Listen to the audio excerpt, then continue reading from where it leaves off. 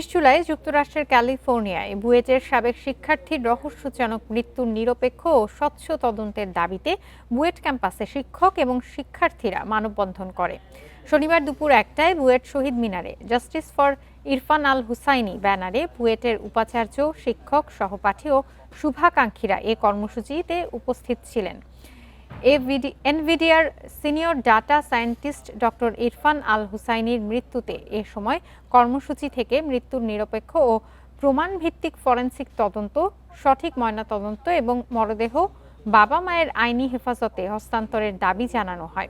পাশাপাশি তদন্তকারী সংস্থাকে পূর্ণ সহযোগিতার আহ্বান জানিয়ে আয়োজকরা জানান, তাদের ৩ দফা দাবি ও স্মারকলিপি বাংলাদেশ ও যুক্তরাষ্ট্রের সংশ্লিষ্ট কর্তৃপক্ষের কাছে দেওয়া হবে।